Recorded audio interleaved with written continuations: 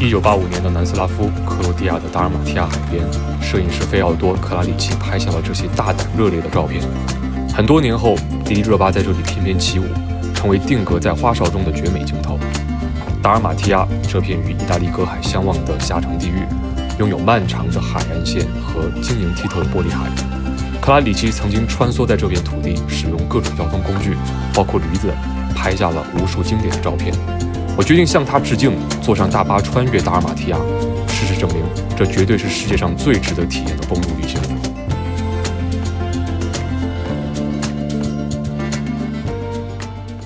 我的旅途从克罗地亚首都萨格勒布开始，分3天进行。第一天来到萨格勒布汽车站，乘坐下午4点的大巴，翻越迪纳瑞克阿尔卑斯山，海拔瞬间降低。3个多小时后，就来到了日落时分的海滨古城扎达尔。扎达尔是克罗地亚最古老的城市，处于亚得里亚海东岸的黄金位置，注定曾经被各个时代的豪强占领，甚至包括蒙古人。古城里到处都是古罗马的遗迹，广场上的圣多纳图斯教堂是典型的拜占庭风格圣殿，广场上竖立着一根耻辱柱，用来把犯错误的人捆绑示众，上面满是弹孔。来自中国的美的空调转过街角就是圣母画像装饰的窗子。今天的扎达尔海边停着巨大的维京之星号邮轮，可真是一个庞然大物啊！我走在海边，看着络绎不绝大大小小的船来来去去。扎达尔的海蓝得深沉，泛着变幻莫测的波光，这是不上班的人梦寐以求的度假胜地。我想，如果能在这样的一艘小船上飘荡3天，什么也不做，该是多么惬意的体验啊！或者你也可以静坐在海边1下午，且听风吟，听海风琴的声音，潮起潮落，海浪涌入石阶下的巨大风琴馆中，美妙的乐声也随之产生，请听。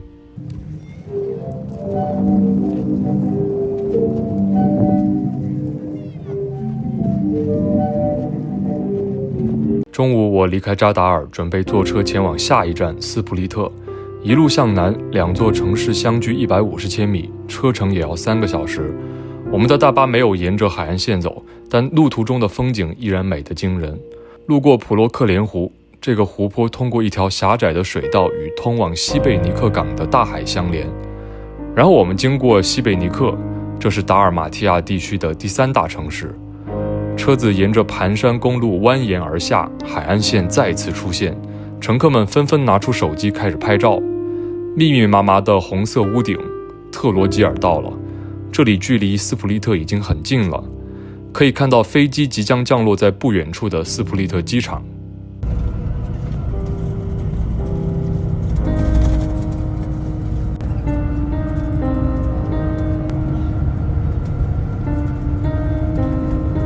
我住在斯普利特的一处高层公寓，可以俯瞰城市的全景。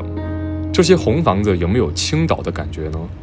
斯普利特是克罗地亚仅次于萨格勒布的最大城市，达尔马提亚地区的旅游胜地和交通枢纽，历史同样非常悠久，起源于公元前3世纪或2世纪。罗马皇帝戴克里先选址于此，建造了著名的戴克里先宫。戴克里先宫不要门票，24小时开放。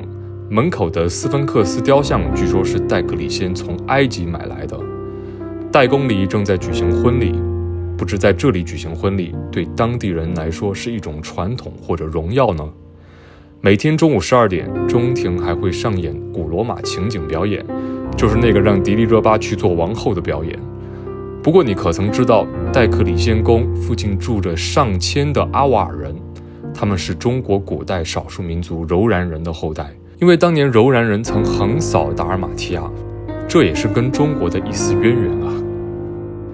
克罗地亚加入欧元区后，这些沿海旅游度假区的物价飞涨，随便一道菜都是20-30欧，真心吃不起啊。穿越达尔马提亚的第3天，坐大巴前往终点站杜布罗夫尼克。杜城也许是克罗地亚最著名的旅游胜地，因为它是《权力的游戏》中君临城的取景地。全游的剧迷一定不能错过。这天的公路之旅将会一路沿着海岸走，所以一定要提前选个右边靠窗的座位。大巴继续向南，全程海景让人舍不得闭眼睡觉，而且还是玻璃海、果冻海，目不暇接。我们一会儿贴着海岸前行，一会儿又上升海拔，沿着海边悬崖走，如同阅读一部壮美的史诗，起承转合，高低起伏。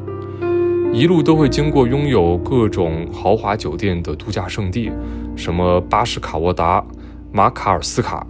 如果你想来个克罗地亚小众游的话，到了某地随便下车就行了，然后就找个酒店平躺。下午4点，我们经过了普洛切，这里距离波黑的边境非常近了，公路稍微向内陆延伸了一点，海岸线暂时告别我们。突然间，佩列沙茨大桥出现在我们眼前。这座由欧盟出资、中国承建的大桥对克罗地亚来说意义非凡。建造这座跨海大桥是克罗地亚人的夙愿，因为克罗地亚最南端被波黑分隔成2部分。路过号称世界第2古长城的斯通古长城，优美的海岸线再次徐徐展开。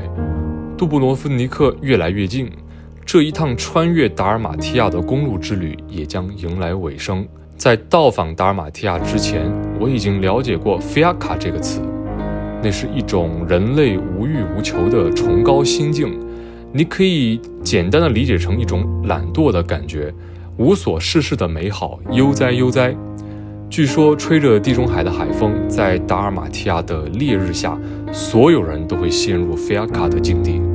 当我到达之后，我似乎有些理解了。